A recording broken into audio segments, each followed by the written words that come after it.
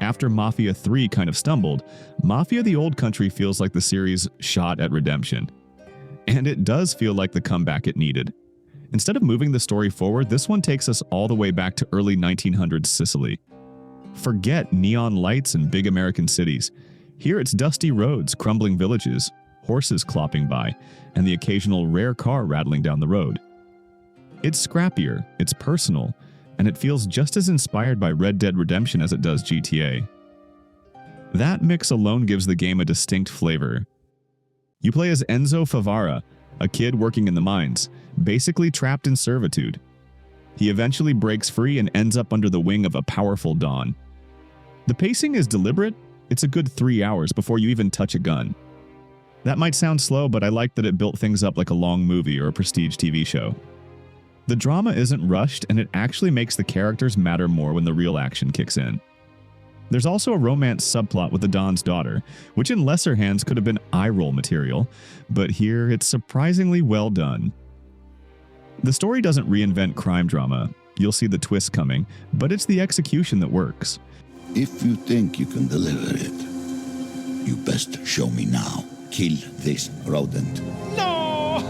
Don't do this! Do it. I don't want to die! Please, God! Now, don't expect a giant sandbox full of side content. The devs were upfront about Old Country not being a true open-world game. Yes, there's a map, you ride horses or drive, but it's still mission to mission like Mafia 1 and 2. Outside the main story, there are collectibles and shops. But that's about it. Weirdly enough, that's both disappointing and refreshing. I sometimes wished for a little more side content, maybe some extra missions or bandit camps. But at the same time, I appreciated that it didn't bury me in filler. Combat's a step up from past entries.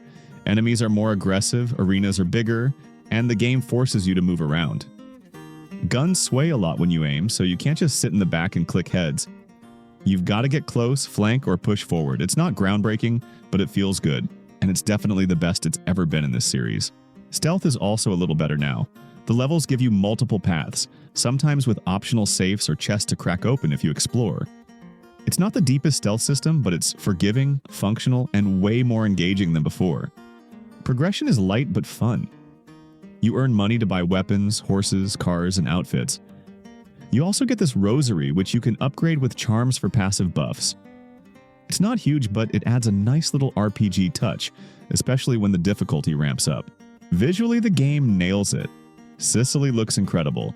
The cutscenes are beautifully shot, the acting is solid, and the atmosphere pulls you in. On PC, the game ran well for me. However, it wasn't the perfect experience I was hoping for. I expected my new RTX 5070 to improve performance, but I suppose there's no complaining about performance in this day and age of UE games. Some animations feel a bit stiff, textures pop or fail to load occasionally, and depending on who you ask, the accents may not always land. Didn't ruin it for me though. Part of the reason I even cared about Mafia, the Old Country in the first place, is because I've always liked Mafia 1 and Mafia 2. It wasn't about throwing a million side activities at you, it was about the story. They pulled you in with these cinematic, character-driven mob sagas. Mafia 1 had Tommy, Mafia 2 had Vito and Joe, and even though these guys were making some questionable choices, you still cared about them. You saw the rise, the downfall, the betrayals, and it all felt personal. The settings helped a ton too. Mafia 1 dropped you straight into the 1930s, and Mafia 2 nailed that 40s and 50s vibe perfectly. The cars, the music, the way people talked, it all felt authentic, like you were actually living in that time period. They were cinematic, tightly paced, like you were playing through a gangster movie. And they weren't afraid to get dark either. It wasn't crime is cool, it was more like crime feels seductive, but it always eats you alive in the end. I think the Old Country nailed that feel too. It's not about blowing your mind with crazy twists, it's about the atmosphere, the characters, and just living in that world for a while. The overall presentation is strong. The game brings you a focused story, an authentic atmosphere, better combat, and a price that doesn't feel like robbery. The Old Country feels like the series remembered what it's best at, telling a grounded crime story and letting you live in that world without overcomplicating things.